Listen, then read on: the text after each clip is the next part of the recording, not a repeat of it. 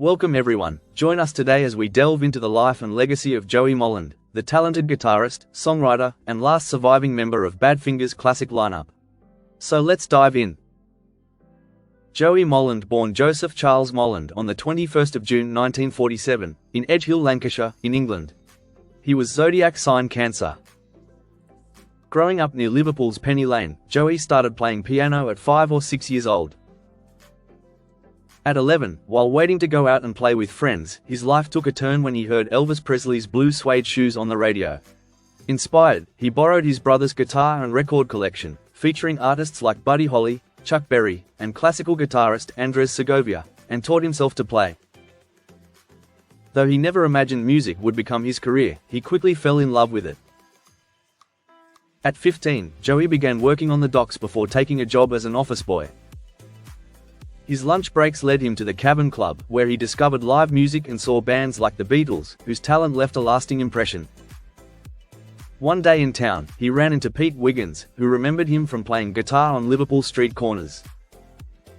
Pete invited him to play that night with his band, The Profiles. Despite knowing only Chuck Berry and Buddy Holly songs, Joey joined them and was paid £1.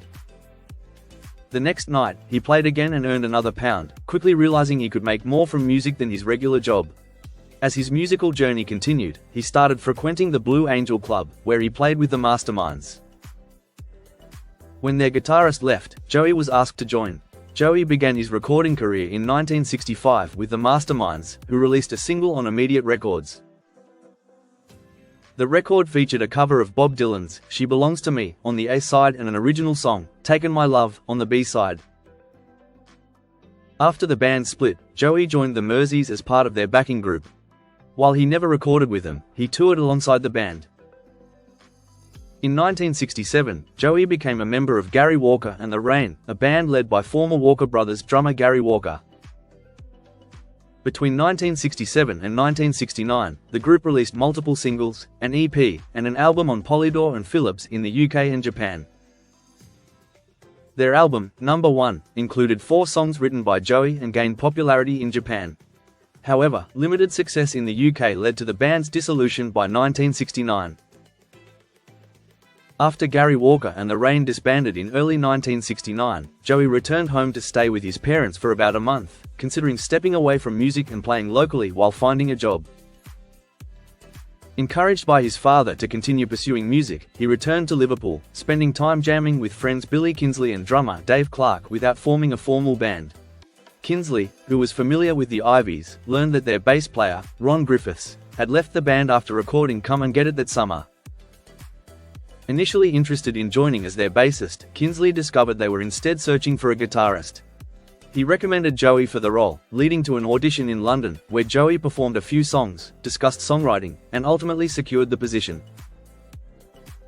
As the release of Come and Get It approached, Apple Records and the band agreed that the name, The Ivies, formerly The Panthers, no longer suited the evolving music scene and was sometimes confused with the Ivy League. Several new names were considered, including Glass Onion, The Pre, The Cagneys, and Home. Ultimately, Apple core Neil Aspinall suggested Badfinger, inspired by Badfinger Boogie, the working title of With a Little Help from My Friends, referencing John Lennon's injured forefinger while playing piano. In December 1969, the band officially adopted the name Badfinger.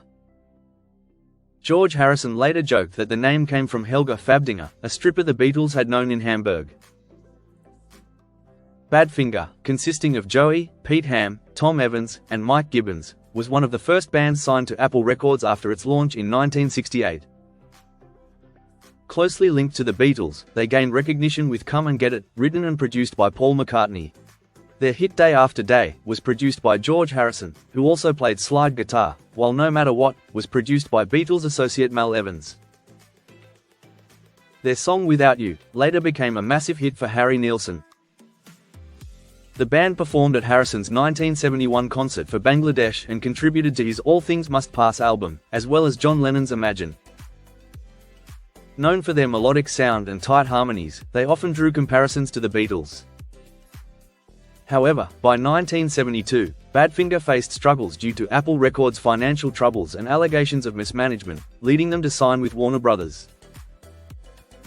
Joey left Badfinger in late 1974 following disputes over the band's management under Stan Polly, whose financial misconduct created ongoing tensions.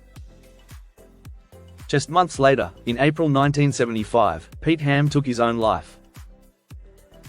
Joey later teamed up with Jerry Shirley of Humble Pie to form Natural Gas, which released a self-titled album on Private Stock Records in 1976 and toured with Peter Frampton the following year. However, due to disorganization, the band dissolved in late 1977.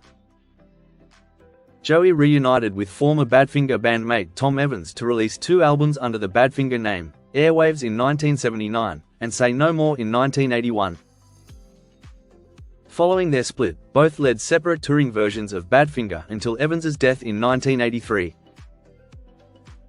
As a solo artist, Joey released several albums, starting with After the Pearl in 1983, followed by The Pilgrim in 1992, This Way Up in 2001, and returned to Memphis in 2013. His final album, Be True to Yourself, was released on Omnivore Recordings in July 2021, featuring the single Rainy Day Man. In 2015, he collaborated with members of 10,000 Maniacs to record a new version of Sweet Tuesday Morning, a love song Joey had written from Badfinger's Straight Up album. In late 2019, he joined Todd Rundgren, Jason Scheff, Mickey Dolenz, and Christopher Cross for It Was 50 Years Ago Today, a tribute to the Beatles' White Album, performing Badfinger classics Baby Blue and No Matter What. Joey continued to tour as Joey Molland, Badfinger, until his passing. Personally, during Badfinger's 1970 US tour, the band spent 3 days in Minneapolis after a show in Fargo, visiting their agents at Variety Artists. During this time, Joey met Kathy Wiggins, who was a native of Minnesota, with whom he formed a connection over dinner at the Nankin restaurant in downtown Minneapolis. The two married in 1972 and remained together until Kathy's passing in 2009. They had 2 sons, Joey and Sean. In his later years, Joey was in a long-term relationship with Mary Joyce.